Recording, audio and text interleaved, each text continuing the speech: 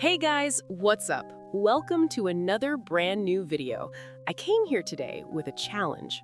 As you know, we're here to uncover the secrets of the Batcave together. I need to tell you that this cave is not an ordinary place at all. And honestly, what they should have shown us in the comics, which they kind of did, but especially in the animations, movies, and TV series, they never really showed us how terrifying some of the things inside this cave truly are. In this video, we're going to examine what these items inside the Batcave actually are, why Batman keeps them, and we'll also take a look at the cave's security and defense systems, which are extremely interesting. So, without any further delay, let's get into the main video. Let's go. First of all, I need to tell you that the Batcave has multiple entrances from both outside and inside the manor grounds. The most famous one is the staircase hidden behind the grandfather clock in the study room. The clock's hands must be set to 10:12, which marks the time Thomas and Martha Wayne were murdered. When the clock is set to that time, the entrance of the Batcave opens. Another method is through Bruce Wayne's famous piano. If you press a specific combination of keys at the same time, the Batcave entrance opens and you can enter the cave. Next item, the Batcave isn't just one cave. From a certain point in the comics onward, Batman realized that having only one cave wasn't enough. There were many times when he wasn't even in Gotham or needed safe houses in other locations. Because of this, he created satellite Batcaves, secondary hideouts spread across Gotham and even in other cities. They act as backup shelters and alternative bases compared to the main Batcave. Next, we arrive at the mysterious bats of the Batcave. Many of you may wonder why there are so many bats in this cave. The Batcave is made of limestone and rock, which naturally attracts bats. Dark, damp environments like this are perfect for them. It's basically their natural habitat. More importantly, the bats flying above and outside the cave act as an early warning system. Batman actually uses their activity to detect intrusions from above. So no, the bats aren't random. Batman makes practical use of the bats. Next, we get to Batman's trophies, items he's collected over time and keeps in the Batcave as personal reminders or rewards. The most famous one, which I'm sure everyone wonders about, is the giant dinosaur. You've seen it in animations, comics, movies, TV series. But the question is, why is there a massive dinosaur in the Batcave? In some comics, a man named Murray Wilson Hatt creates an island full of mechanical dinosaurs. To prove they're safe, he invites Batman and Robin to the island with no weapons to see if they can survive. If they do, tourists can safely visit. Of course, things don't go smoothly. A villain takes control of the mechanical dinosaurs and attacks Batman. Batman and Robin defeat both the villain and the dinosaurs. As a thank you, Murray gifts the giant mechanical dinosaur to Batman, who brings it back to the Batcave.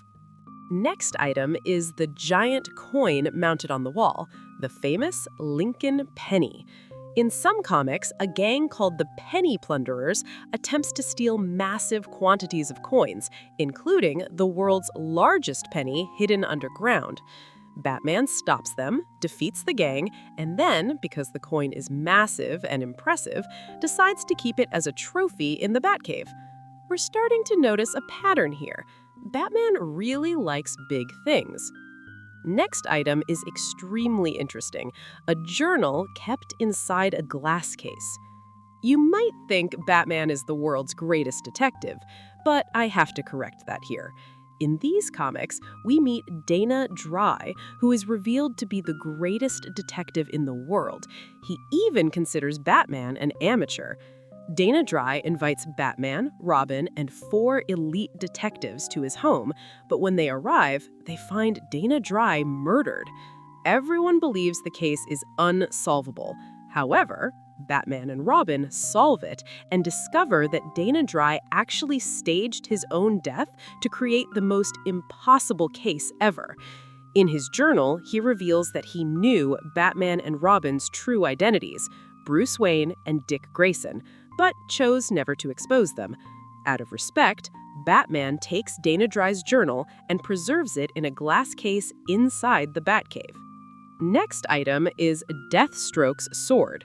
Deathstroke, also known as Slade Wilson, is one of Batman's greatest enemies. They've fought countless times, both armed and unarmed.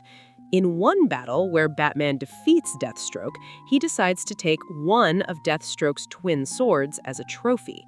He brings it to the Batcave and seals it in a protective case. Next item is Kryptonite rings, Superman's worst nightmare.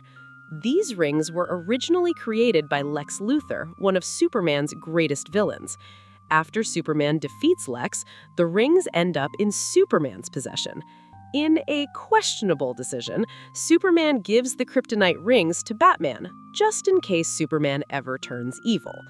What Superman doesn't realize is that Batman doesn't just have rings, he has multiple forms of Kryptonite stored in the Batcave for a worst-case scenario.